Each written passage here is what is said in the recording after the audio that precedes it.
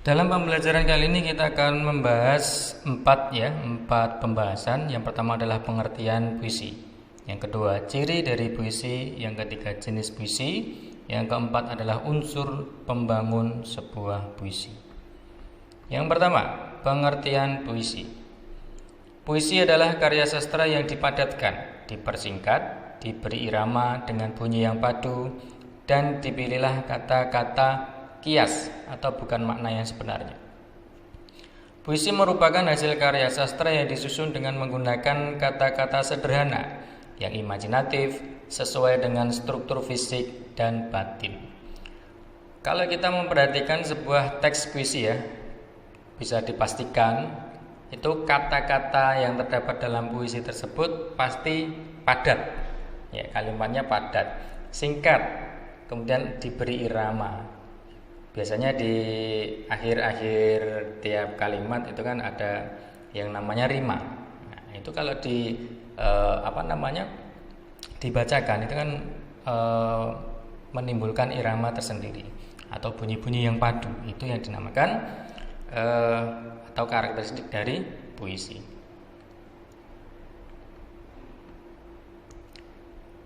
Kemudian ciri-ciri puisi.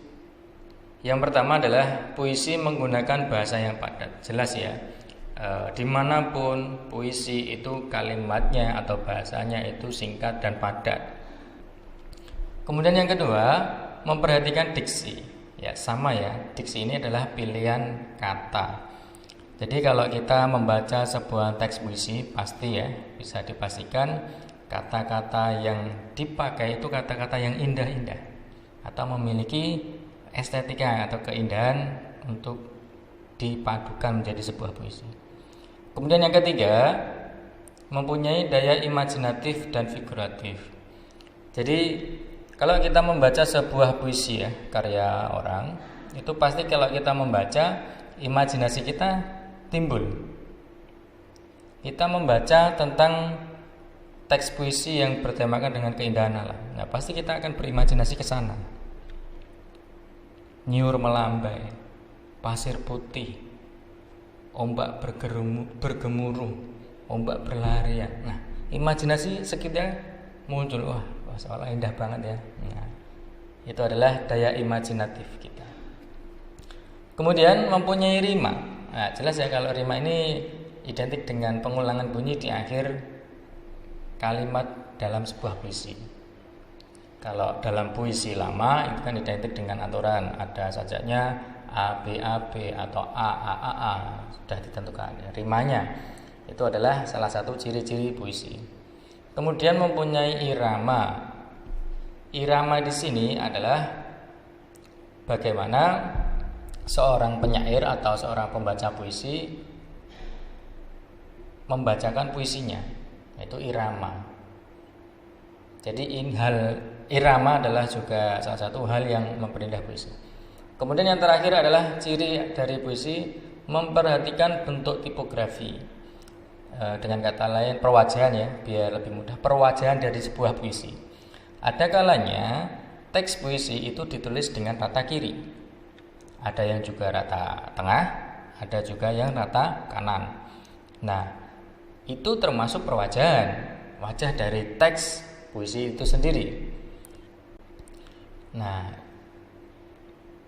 itulah ciri-ciri puisi. Selanjutnya kita akan membahas jenis dari puisi. Jenis-jenis puisi itu dibagi menjadi dua Yang pertama jenis puisi berdasarkan zamannya. Yang kedua adalah berdasarkan isinya. Puisi berdasarkan zamannya dibagi menjadi tiga. Yang pertama adalah puisi lama, kemudian puisi baru, kemudian puisi kontemporer. Tiga puisi ini yang membedakannya adalah tidak dan terikatnya puisi-puisi ini terhadap aturan-aturannya. Kalau puisi lama itu terikat aturan seperti sajaknya ABAB, AAA ditentukan. Kemudian tiap bait terdiri dari 4 baris. Kemudian tiap baris terdiri dari 8 sampai 12 suku kata. Nah, seperti itu. Itu ciri khasnya puisi lama. Jenis puisi lamanya diantaranya ada mantra, kemudian pantun, karmina, seloka, gurindam, syair, dan talebun. Itu adalah puisi lama. Sedangkan untuk puisi baru, di sini sudah tidak begitu terikat aturan.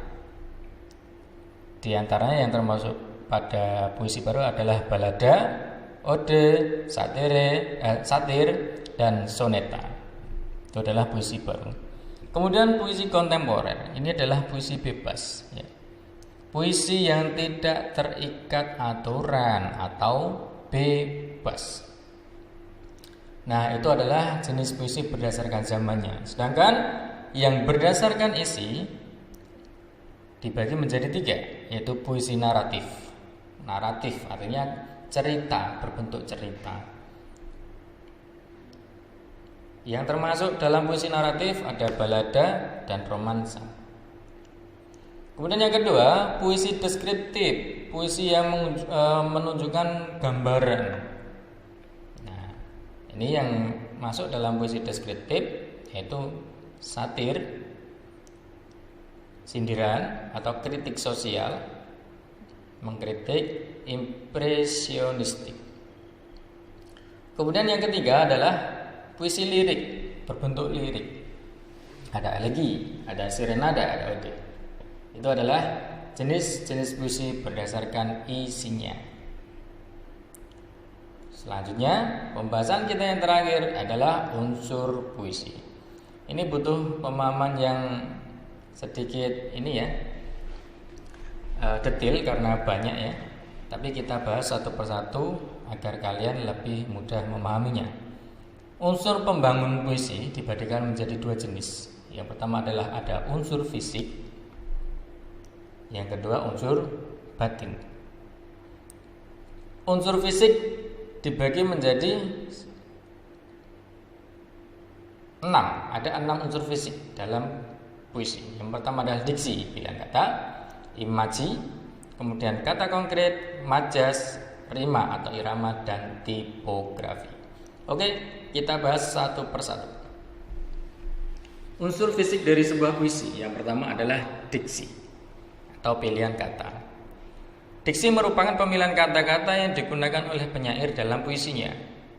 Puisi adalah bentuk karya sastra yang padat dengan sedikit kata-kata, sehingga diksi atau pemilihan kata menjadi sangat penting dan krusial bagi nilai estetika puisi.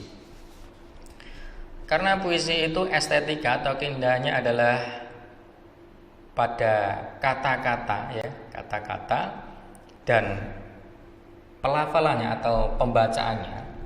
Jadi diksi adalah hal yang sangat penting kalau kita menulis puisi. Kalian pasti pernah ya membaca puisi, itu sangat susah mengartikannya. Ini maksudnya bagaimana? Karena ada sebuah puisi itu yang sangat kuat atau dominan di pemilihan katanya. Ya, kata-katanya indah, puitis sekali. Tetapi kita begitu susah untuk memahaminya karena karakteristik penyair itu berbeda-beda. Ada yang mudah dipahami, ada yang susah dipahami tetapi kata-katanya indah seperti itu. Itu adalah diksi atau pilihan kata. Kemudian yang kedua adalah imaji. Imaji adalah unsur yang melibatkan penggunaan indera manusia, seperti imaji penglihatan, imaji suara, dan sebagainya. Imaji dapat dibagi menjadi 3, yaitu imaji suara, auditif, imaji penglihatan, visual, dan imaji raba atau sentuh, imaji taktil. Contoh seperti ini. Kalau dalam teks puisi itu terdapat kata nyur melambai, berarti menggunakan imaji apa? Kalau kita bisa menentukan nyur melambai, berarti menggunakan imaji penglihatan, visual. Betul sekali. Kalau seperti ini, ombak berderu. Kata berderu, kita mengetahui berderu berarti menggunakan indera pendengaran. Betul sekali. Jadi termasuk imaji suara auditif. Nah, itu adalah bagaimana kita mengetahui imaji dalam sebuah puisi. Selanjutnya, kata konkret. Kata konkret merupakan kata yang memungkinkan terjadinya imaji. Kata konkret bersifat imajinatif sehingga memunculkan imaji. Biasanya berhubungan dengan kata kiasan atau lambang. Jadi seperti ini. Puisi itu identik dengan lambang-lambang ya, kata kiasan. Ada dua kata yang digabung menimbulkan makna baru. Contoh seperti ini. Bunga dan desa. Bunga adalah tumbuhan, desa adalah kumpulan dari masyarakat, ya itu namanya desa. Nah kalau digabung bunga desa itu maknanya sudah berbeda lagi. Nah itu bisa masuk dalam kategori lambang dalam puisi. Bunga desa berarti melambangkan seseorang ya. Kalau bunga itu identik dengan wanita, bunga desa yaitu seorang wanita yang bisa termasuk karena kecantikannya, karena kepintarannya dan lain sebagainya yang populer di desanya tersebut. Nah itu adalah lambang-lambang, salah satu lambang yang terdapat dalam sebuah puisi. Banyak lagi ya lambang-lambang yang ada dalam atau digunakan dalam puisi-puisi. Itu kata konkret. Kemudian selanjutnya adalah majas, gaya bahasa. Majas adalah bahasa kias yang dipergunakan untuk menciptakan kesan tertentu bagi penyimak atau pembaca. Untuk menimbulkan kesan, bahasa yang digunakan berupa perbandingan, pertentangan, perulangan, dan perumpamaan. Pada puisi, biasanya majas atau gaya bahasa yang sering digunakan penyair dalam puisinya itu ada beberapa ya. Yang paling banyak kalau saya perhatikan itu adalah majas personifikasi. Ini paling banyak. Kemudian majas metafora, hiperbola, kemudian asosiasi. Nah, seperti itu. Contoh satu saja ya. Kita pakai majas personifikasi. Langit menangis. Ya.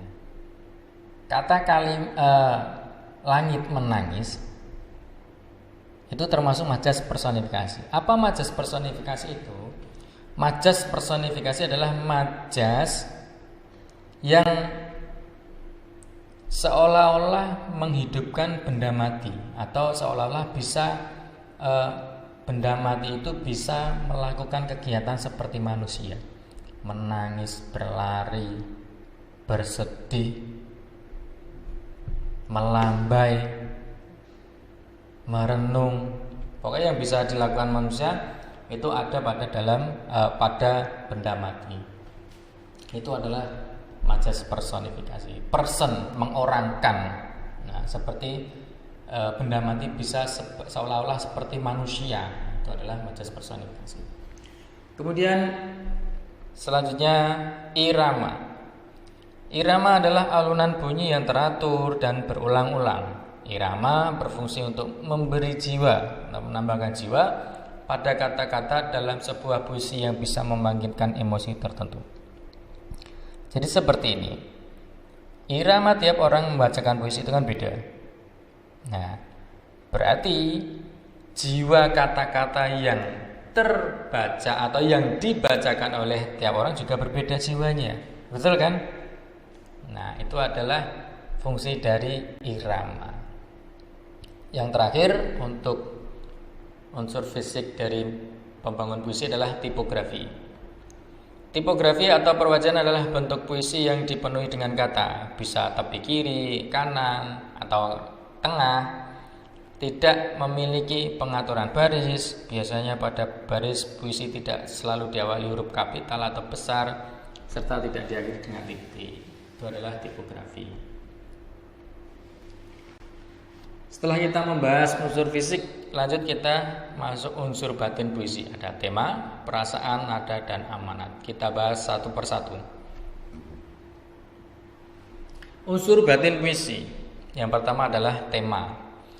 Apapun karya sastra pasti memiliki tema, karena tema adalah ide dari atau ide gagasan yang ingin disampaikan pengarang atau penyair pada karyanya. Tema adalah jiwa dari sebuah karya atau karangan. Tema bisa diangkat dari sosial, kebangsaan, kemanusiaan, ketuhanan, alam, bahkan percintaan, seperti yang kalian tulis ya, tema pada puisi, pada cerpen dan lain sebagainya. Kemudian yang kedua, unsur batin puisi adalah rasa atau perasaan. Perasaan itu adalah sikap penyair terhadap permasalahan yang terdapat dalam puisi. Perasaan yang timbul. Permasalahan dalam puisi tersebut, sikap penyair bagaimana? Perasaannya bagaimana? Sedihkah? Terharukah? Dan lain sebagainya. Yang ketiga, unsur nada. Sikap penyair terhadap pembacanya. Sikap penyair terhadap pembacaannya. Jadi ini identik dengan pembacaan puisi ya. Jadi seorang penyair bisa membacakan puisi dengan nada tinggi, kemudian nada rendah, nada marah, nada kecewa. Nah, seperti itu. Tentunya disesuaikan dengan isi atau teks puisinya, konteksnya. Kemudian unsur batin puisi, amanat. Apapun karyanya pasti mengandung amanat, pesan yang terkandung dalam sebuah karya. Baik itu puisi, bisa cerpen, itu pasti ada amanatnya, pesan yang ingin disampaikan. Itulah unsur batin puisi.